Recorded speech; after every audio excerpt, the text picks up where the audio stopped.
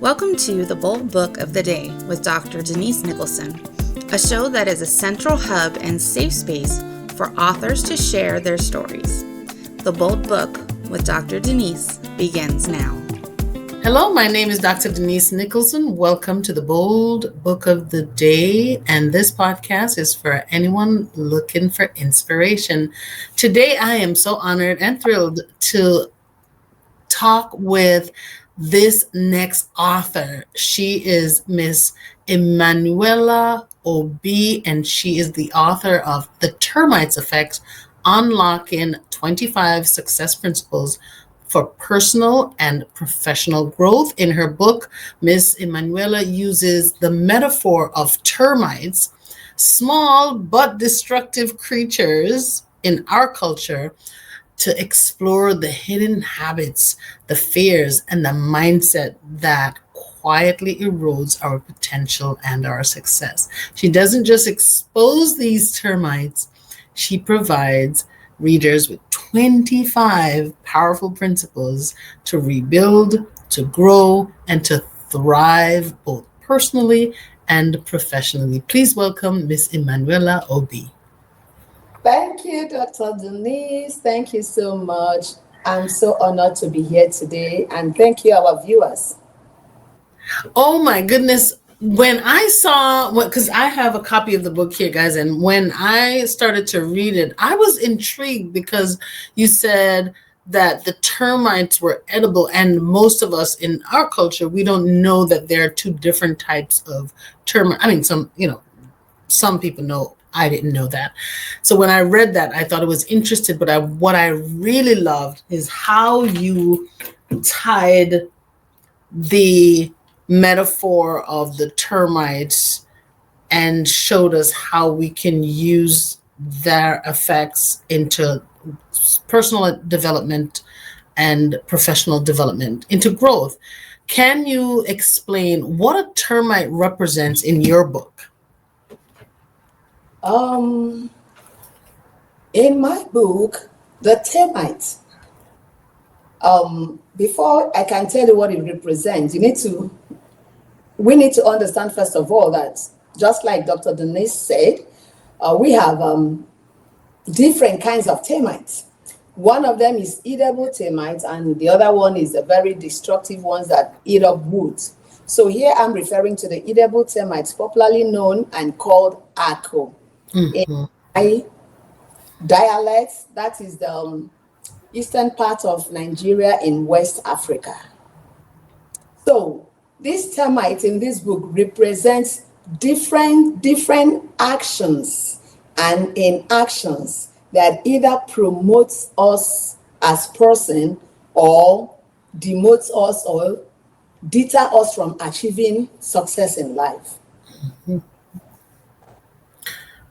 So what inspired you to write The Termite Effect? So I had an encounter this is true life story. That was in 2018, back in West Africa. I had an encounter with these eatable termites. I may keep referring to them as Ako. Please permit me. AKU. Of course. Now you guys know. If you're listening, now you know. So when you hear me you hear she says Ako. Say that Ako is a. How do you say it? Ako? Ako, yes. Yes. When you hear Miss Emmanuella Obi says Ako, she's talking about termites. So now you know. All right. Let's get into it. I had this encounter that night. It was early hours of the morning, actually, around 2 a.m. in the morning.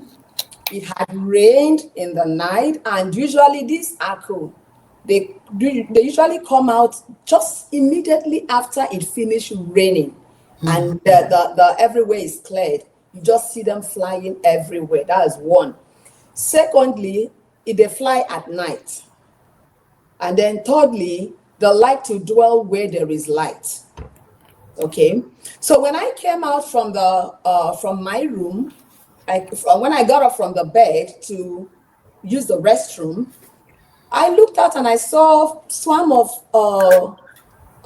when I turned on the flashlight, because there was power outage, I saw swarm of these aku all over the balcony. I was like, what's going on? I just finished easing myself in the restroom, and then when I was about to get back to bed, I heard it clear in my spirit. I want to teach you a lesson this night. Go get a pen and paper. I'm like, what lesson is there to learn about termites? But reluctantly, I went and I got a pen and a paper, and I came back. So first thing I observed was that the moment I switched on my flashlight, they came clustering around this flashlight. So apparently, what brought them to my balcony is the fact that there was power outage all through the community that night. And in my house, we have a generator. So the generator was on till we went to bed. So somewhere in the midnight, it turned off. So while it was on, the security light outside attracted them. The security light on my balcony attracted them to our building or to that balcony. Mm-hmm. So even when the light has gone off, they remained there. For them to move again, it takes them seeing light ray or light somewhere else. Then you see them moving towards that direction. So when I turned on my flashlight that night and they came clustering around, I said, wow. So I went in, brought another flashlight, and then kept it somewhere. You now see all of that. I then saw all of them coming, clustering around it. And I was like, wow. So the first principle that came to my mind, I heard in my spirit, you see the way this light is attracting these termites. That is the same way we as a person or our businesses or our products or services need to be attractive to the people we are presenting it to. Meaning, if your product or services is not attractive enough, it's not going to gain the attention of the intended customers or your intended clientele. So that was the first principle that dropped on my mind that morning, how this light attracted the aku. So the principle of aku. Sorry, the principle of attraction. Yes. Dropped in my mind. Then from the principle of attraction, other principles like principle of value, principle of timing, they were just dropping one after the other. Value in the sense that my light, I brought light, and that is the value. The light is giving value to these termites. Yes. So because I have something of value, they are able to stick. I also like the idea that they were drawn to the light, and when you are a light in the world, you will attract people.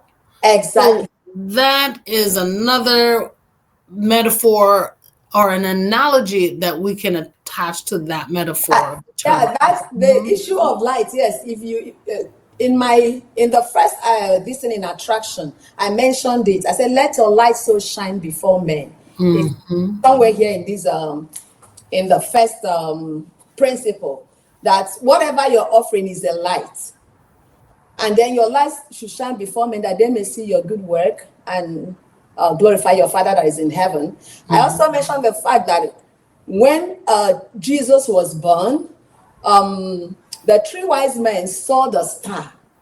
That was a light too. So when they saw it, they were captured by it, and they were like, "What is this star is representing something?" They became attracted. So you have to be a light. Nobody loves darkness, but once you're light, your light will naturally attract the right people, right whatever into your life. Thank you so much for bringing me back to that. Yeah. I saw it immediately as you started to share. When I read it, I did not see it as that. But once you started to talk about it, I was like, this is going somewhere. Now, you talk about the 25 success principles, and then you shared the principle of attraction the principle of time and the principle of value, you said. And I wanted to understand this book because the preface is that it is a personal and a professional growth, but it sounds like there's the underpinnings of marketing in there. Was that your intent? Definitely, I'm an entrepreneur, much as professionally, I'm a lawyer, but passion brought me into entrepreneurship. So it's marketing because every entrepreneur needs this book. So these Yes. are basically business principles mostly. But again, in as much as it's business principles, it also is interwoven business principles and personal principles. Let's go back to the principle of attraction, for instance. Like I said, whatever you're offering to people have to be attractive enough, right? The same way you as a person in your relationship with people, the way you relate with people, the way you carry yourself could either attract people to you or, you know, you are repulsive. Yeah. You check in the first chapter, I mentioned that, sorry, permit me to read from here. I said, attraction is a quality or future that evokes interest, one, liking, or desire for something or someone. That is attraction. Then I went further to say that the synonyms of attraction includes appeal. That means you are appealing to that person.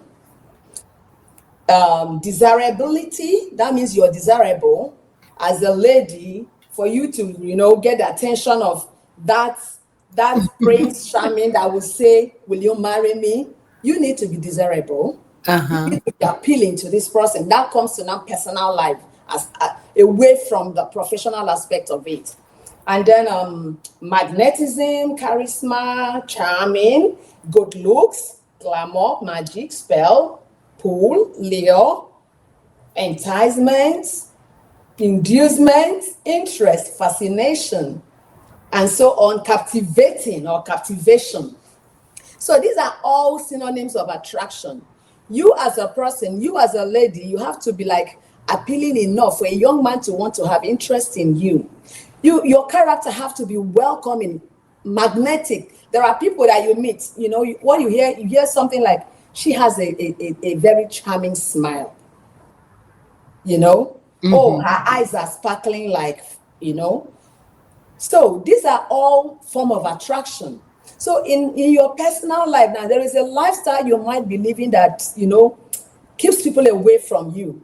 Maybe nagging, quarrelsome, troublesome. These are all, because if something is not attractive, definitely the opposite of attraction is repulsion. Is also mentioned in this book. So whatever is not attractive is repulsive. Okay. Yeah. So in your personal life right now, if your character is not attracting people to you, invariably it's gonna repulse people from you. It's gonna make people to like, no, I don't want to have anything to do with her. Oh, I don't want anything. Something with a young man too. Yeah, you might meet a young lady that you will like, oh, I love her. Oh, her smile is this. But the question now is, are you attractive enough for the young lady to be even interested in you as a young man? So it's vice versa. It applies to both the male and the female in a normal relationship of male-female right now, okay? Then even in our everyday relationship with one another, there are people that their presence is so calming, so inspiring, so welcoming that people want to be around them. And then there are people like nobody want to be around them because either they are full of negative energies. So that's why the book touches both professional in terms of business and then your personal life now in terms of how you deal with things, how you deal with your environment and with people.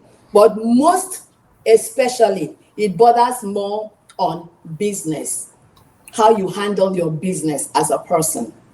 So keeping with the theme of the termites, what are and the termites, they eat away at things.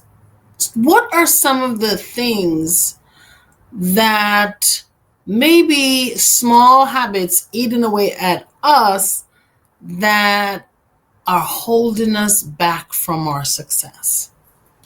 Okay, let me get to the table of contents now. Okay, like one of those habits is like the principle of comfort zone. That is, I think that's the fourth principle in my book. So comfort zone has to do with this lifestyle of people are just comfortable where they are. Yes. They don't want to make a move. Yes. They are just, that kind of, oh, the devil is better than the angel you don't know. Oh, a bird at hand is worth more than 99 in the bush. Oh, so yeah, just that comfort could be laziness. They don't want to make a move to promote their business or whatever they're offering, or paycheck. A lot of people have the calling to become entrepreneurs. I am how will I say it? I am obsessed with success. I am obsessed with entrepreneurship. So that is my passion. Now, there are a lot of people that have the calling to start up something, but because they feel that, oh, this is my paycheck, at least I have a paycheck. But you are forgetting that the reason you're starting something most times is not even for yourself. It's because there is a calling upon your life. You need to fulfill destiny. There are lots of people whose progress in life depends on that business you're called to start. Yes. Depends on that calling. I don't know what the calling is right now in your life. I know somebody's listening to me that may have been battling with this. But because they are so comfortable with their paycheck, that paycheck become a comfort zone. Then some people, their comfort zone is just like their comfort in their home. The television, the comfort and everything. So if they rather glue their eyes to the television set, watching other people make money, and then admire them as they make money, forgetting that that person you're watching on the television worked on himself, got his ass up to do something that today you can watch, whether you're watching the person on the social media or on the wherever you're watching from. That person did something. That person had to come. They created. They created something. They came out from their comfort zone. Yes. Success, for you to be successful, you need to come out from your comfort zone and discipline yourself to do something. Then if you still go down, we still have a habit or character like pride in the book, which is principle of pride. And then the Bible says pride goes before a fall. Some of us start something, but we are not humble enough to relate with people, and bring them into what we are offering because there is pride in us. So that's one of the principles in this book as well, which has to do with that, like you said, characters that can eat people up and make them not be progressive in life. Then discipline too is one of it in the book too. You can't be successful if you're not disciplined. It takes discipline to be successful. Yeah. That is one I'm hearing you. I'm listening because you are preaching today. Okay. Oh, pardon me. And I know that this information is what our tribe loves. They are ambitious. They are looking for success or even greater success. A lot of the people who are listening, they're already successful, but they are looking for greater success. So what you're saying is motivational and inspiring. Thank you. Thank you. All right. So I have another question. I have lots of questions for you. I'm ready for you. So in what ways, because we're talking about the entrepreneurs, in what ways does mindset shape our growth and ability to grow personally and professionally? How do I put this down? You see, a mindset plays an important role. first of all, in our lives. It begins from the personal life and then to our professional life. Mindset has to do with how we perceive things.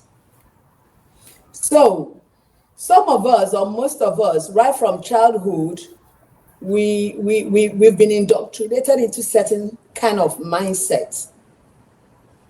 Okay, especially like some of us that have parents that were never into business. You know, we have that mindset that, oh, my parents they were the blue collar job, or rather white collar job rather, and they were paycheck. You see, from generation, a generation that earns paycheck is a poor generation, because I've never heard that paycheck makes anybody rich. Not even, you can only, not even comfortable. In fact, it just makes you, how do I put it? Paycheck is only able to make you meet your immediate needs. Make you work hard. Yeah, because you keep working hard. So it's Yes. the mindset some people have. That's why that paycheck mindset has made a lot of people today, they are performing below their God-given ability, their capacity as a person. You think they're just doing enough to get by? Yes, because of that, oh, my paycheck. Then there are other stuff. The Bible says, sorry, forgive me. I believe in a lot of doctrines or principles that are in the Bible. So from time to time, you hear me mention it. It says that as a man thinketh in his spirit, in his heart, so is he. So is he. So many people in their mindset, that mediocre kind of life, that limiting belief that, oh, what if I fail? What if I don't succeed?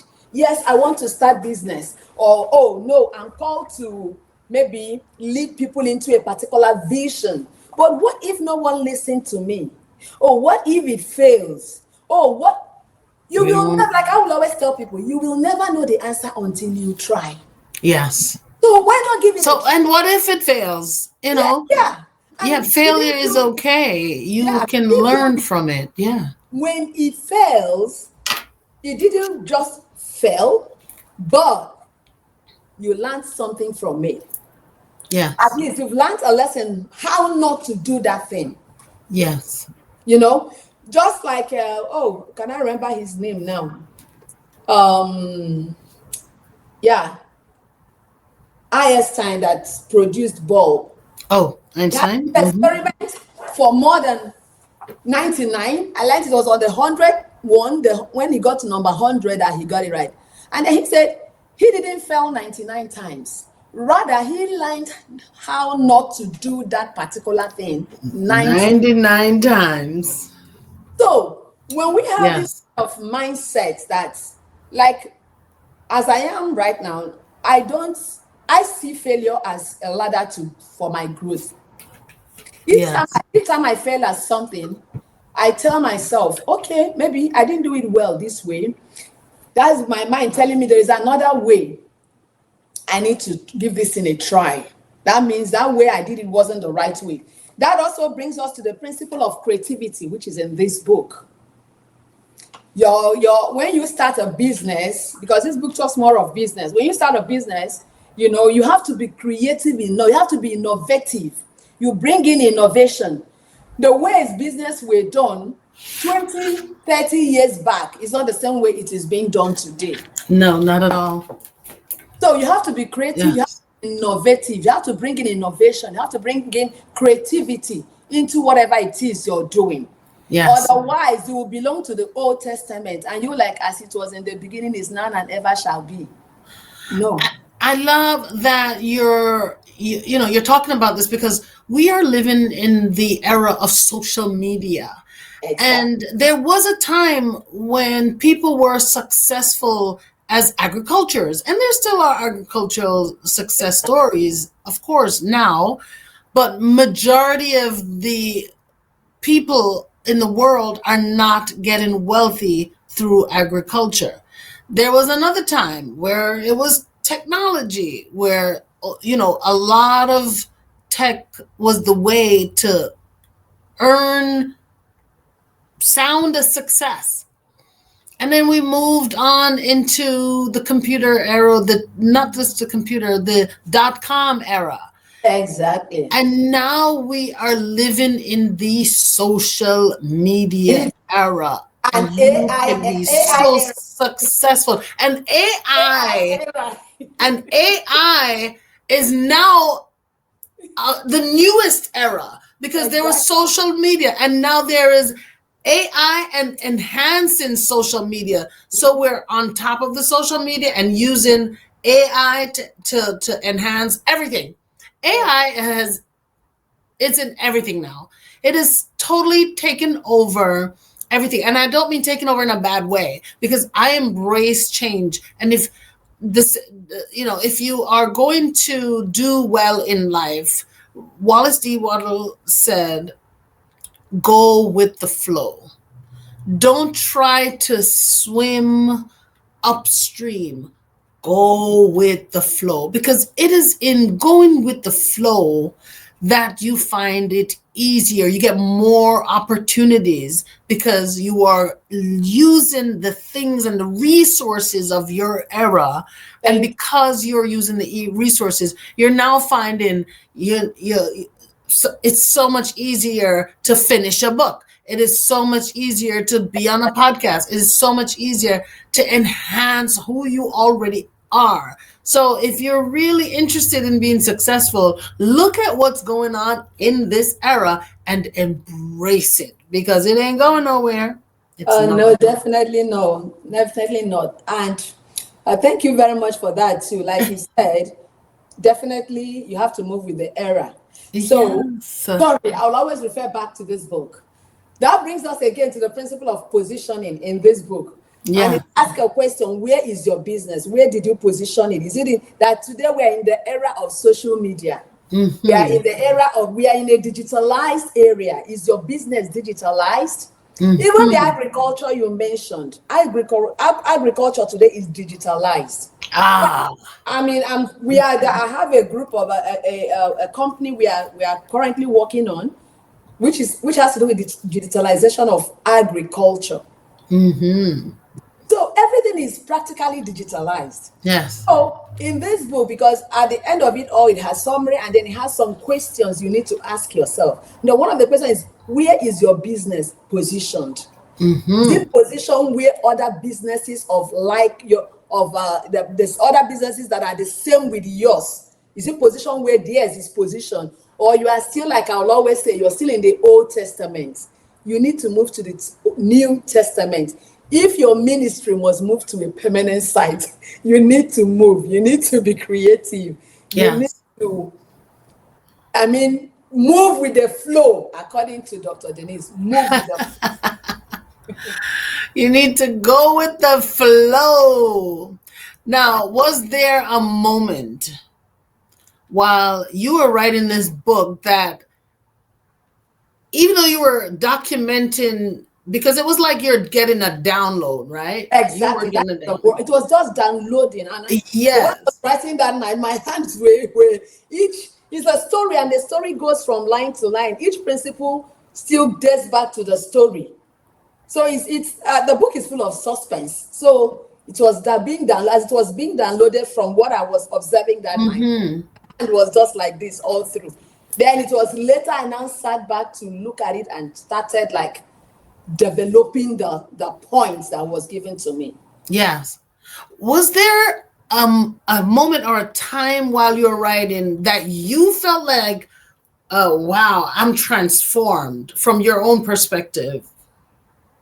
Oh, definitely, because it's only a transformed mind that can transform others. Ooh, yes. So, first of all, the transformation started with me. Yes. I also had to look at my business and ask myself, where am I lagging?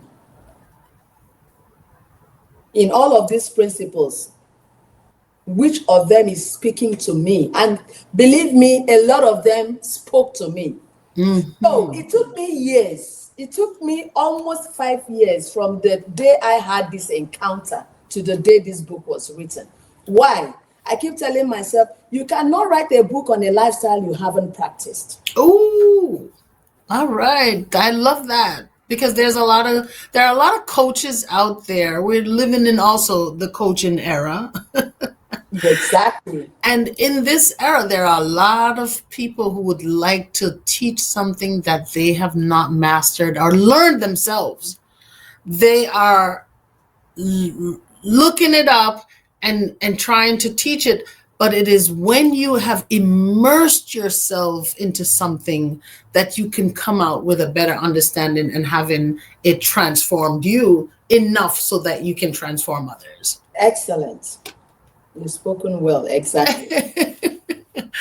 Miss Obi, if readers were to get one thing, the most important thing that you want them to get is what from reading your book? Oh, the book is loaded. First of all, it's highly inspirational. Okay, but when you read the story and how the story, because like I was telling a story at the same time developing a principle from the story. So one thing I want them to take home is this: never you neglect any little encounter or some, you know, in Yes. every encounter you have, ask yourself, what is the lesson in this for me? What is the Yes. universe telling me? What is the Lord saying? What is the Spirit saying? Because look how those tiny termites, look how tiny they were, yet they gave you 25 principles to for self-development and professional development. I mean, come on, that is a word right there. Yes, don't underestimate encounters because there are no coincidences. At all. Now, where can the readers find your book? This book is practically everywhere. It's on my, okay, the one I know that people can easily reach out to. We have it on, of course, Bold Book Shop. We have it on Amazon. We have it on Barnes and Nobles, and both the hard copy and the ebook is all of them. We are currently working on the audio part of the book. Yes. Hopefully, I'm looking at in the next 2-3 months to come, it's gonna be available. Now, if leaders are listening Okay. and there were some principle that they can take away, what principle do you think would be the most important for professionals or leaders to take away that will teach? Because there's so many, there's so many, and I want to be specific, or I wanted to drive you into a place where leaders need more education, and this is to talk about resilience and challenges in the workplace. Which one of these principles do you think will help professionals to teach their audience about cultivating resilience and challenges in the workplace? Okay. I would say, let me see one of them here that I can. We have in the workplace now. I can take them to one, the principle of weakness.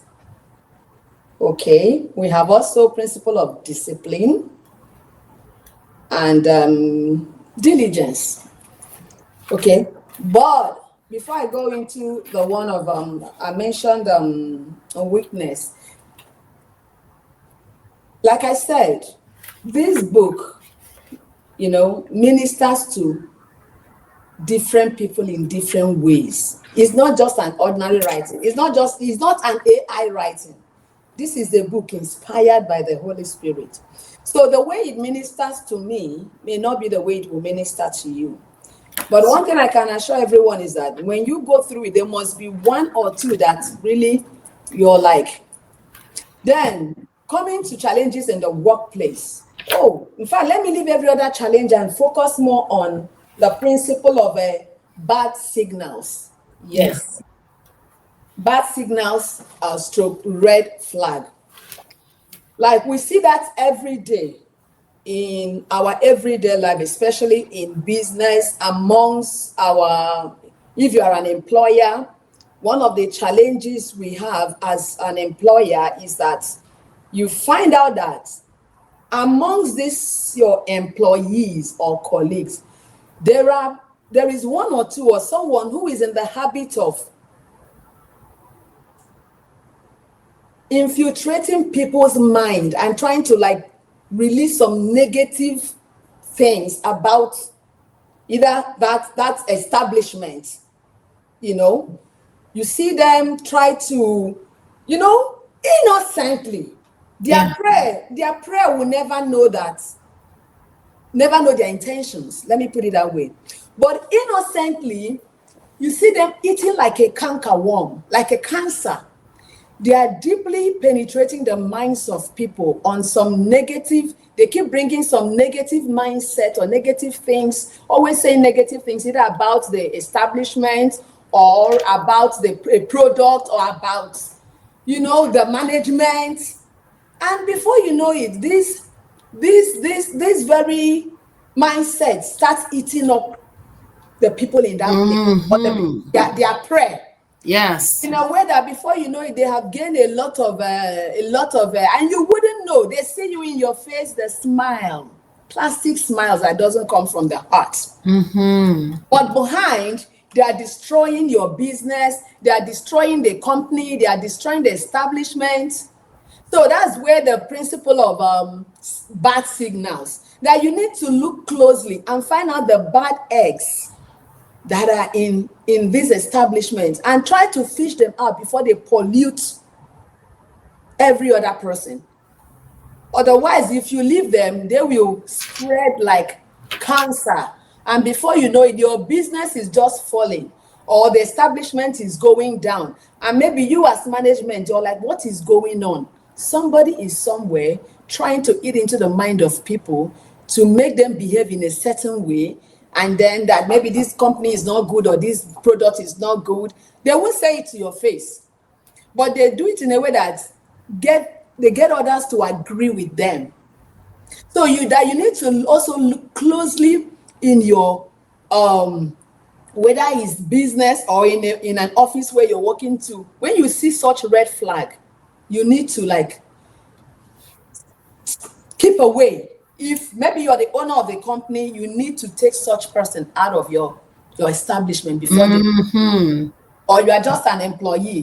That person is a red flag. Keep them at arm's length. Don't let them infect everyone else with their mindset and their perspectives. So we know where to get the book. We know what this book is about. We know that it can help us with our personal and professional growth. And I feel like it helps us. I'm looking at some of the notes I've taken here, and it looked like one of my favorite is the principle of number 12. Let me go to 12. The principle of duration, where you set a time frame to do something, and during that time you focus on it. A lot of people can be successful if they understood the principle of setting time, the principle of duration, just setting time apart and focusing on something. Maybe you need to give yourself 5 years to reach a goal rather than 5 weeks, because if you were to focus in one area on something for 5 years, my goodness, how drastically you can change your life. because you set a duration to complete a task. And I believe that this book is challenging. I believe, and challenging you in a way that it stretches you. It stretches your mindset. Stressing you, stretching you, not stressing you. It is stretching you so that you can be more. But as you change, your values change, and those values change how you show up in your professional life also. So this book, I am so proud of you. Well done.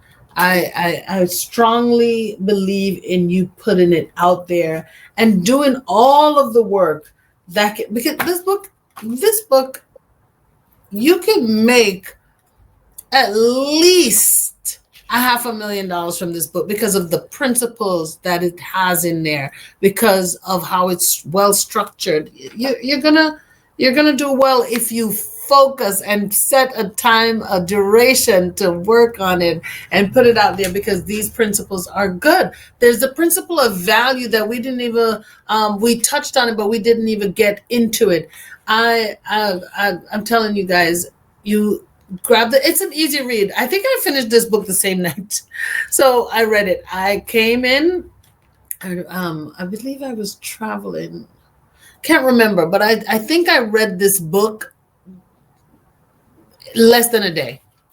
So it's an easy read. Yeah. That's so true. A lot of people that came in contact, like one of my colleagues in my workplace that I gave her one today. By the time I saw her the next day, her eyes were swollen. And she was like, Ella, I didn't sleep until I finished this book. I said, why?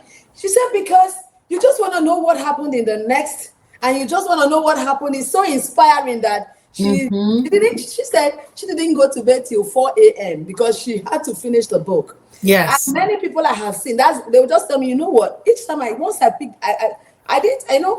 just dropped this book, but the day I made up my mind to read it, I didn't drop it until I finished the last page. Yes. Filled with suspense that you want. It's something it's not like every other book. It's a book that, evokes interest, is inspiring. It's a page turner. Yeah. I can tell you guys, I've read it. It's a page turner. Exactly. The way the storyline goes, you want to know what happened in the next, how the principle connects to the next happening, so thank you so much for being the person who God could have entrusted such a responsibility in. You did it. You got the book out of your head and onto paper. It was published. So thank you for being obedient. You always say that, get the book out of your head. That's your my mantra. Get that book out of your head. Yes. So thank you for coming and sharing all of these principles and ways that we can enhance our lives and make our mark on this world, because 100 years from now, when we're no longer here, this book will be here. So if there's anyone listening and you would like to write a book, you need to, join one of our free classes, or just reach out if you have questions, because it is important. Look how this book is changing lives. It is helping you grow in your personal life. And once you've been stretched, you can't be unstretched. So if you're being stretched in your personal life, it is going to touch into your professional lives. And so the success is going to just be compounded. Now, Miss Ella, before you go, there are 3 questions that I love to ask each of my guests. So I hope you can stay for these 3 questions. I know we've been chit-chatting a long time, but I'm just excited to have you. Thank you. Now, the first question is, what's one bold promise that you can share with the audience? Okay, one bold promise I can share with the audience is that there is definitely one principle in this book that will minister to you. It's a promise. So I wouldn't know which of the principles is 25. Like I said, it ministers to different people in different ways. I don't know what is the word for you, but the promise I can give you, there is a word for you. Thank you. What is what is a bold statement that you can make that will cause a paradigm shift? The bold statement I can make will come from one of my mantras. My Yes. major mantra: anything short of the best is not good enough. Therefore, be your best in all you do. I love that. My grandmother used to say that to us too. Yes. I love that.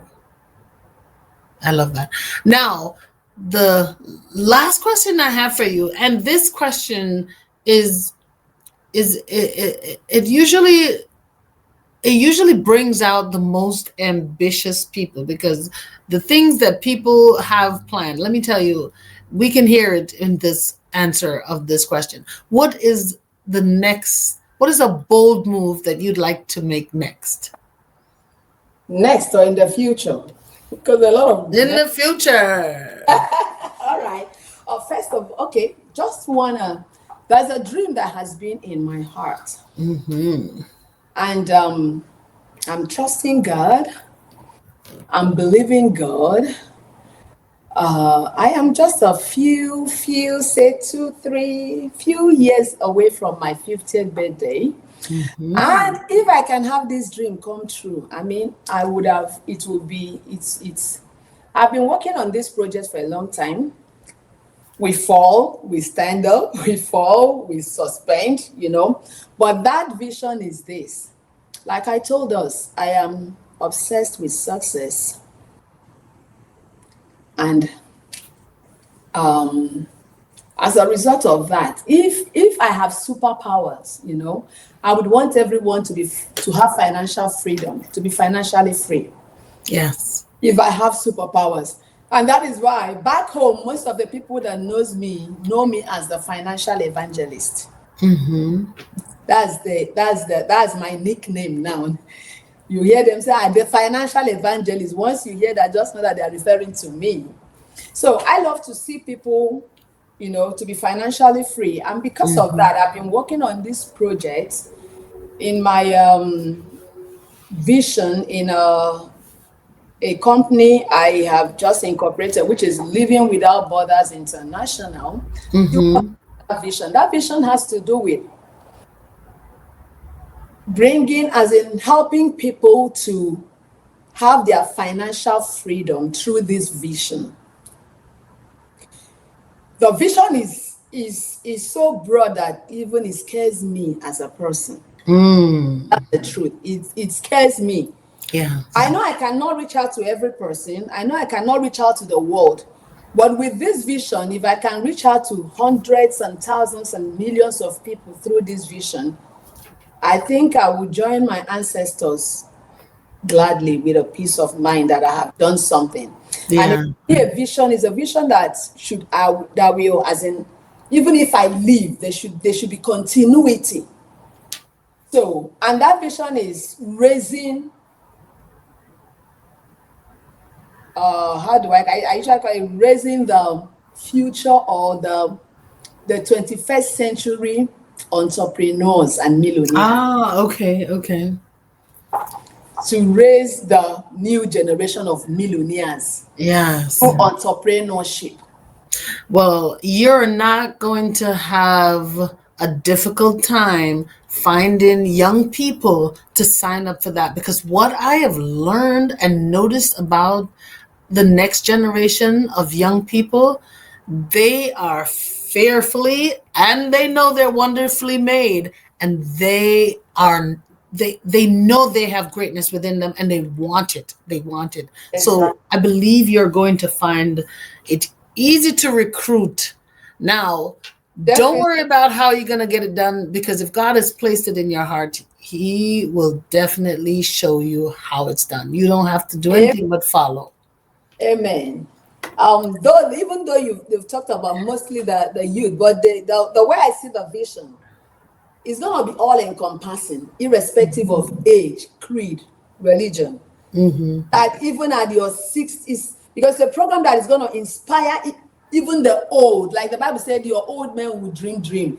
That inspire even the old people to say, oh, even at 60, I can still start up something as an entrepreneur. Yes. Remember the FK kitchen? How we started? So that is where the vision is coming from. It's going to inspire people as we come together. I said, God, help me that a time will come when this is going to be a household name across the oceans, internationally. Yes. Everybody want to be part of this vision because it's a vision that helps to bring out what is in them as a person and pushes them to aspire to, not just aspire to become an entrepreneur, but actually starting a business for the very first time in their lives or improving on what they have already. So it's for everybody, not just the youth. But I appreciate that, okay? Because I'm no spring chicken, okay? So I appreciate that. Once again, thank you so much for bringing your brilliance to our show and sharing your story and your book with our audience. Guys, it is The Termites Effect, Unlocking 25 Success Principles for Personal and Professional Growth. Now, if you would like to write a book, if you have a great idea and you'd like to get your book out of your head and onto paper, please send me an email to authordnicholson@gmail.com. Or if you've already written a book, hit me up and I will give you a spot on this podcast to share your story and your message. Bye-bye. Thank you for joining us for the Bold Book of the Day with Dr. Denise Nicholson, a central hub and a safe space for authors to share their stories. Follow Dr. Denise on Facebook and Instagram at Denise Nicholson or go to denisenicholson.com. Remember, no one can share your story better than you.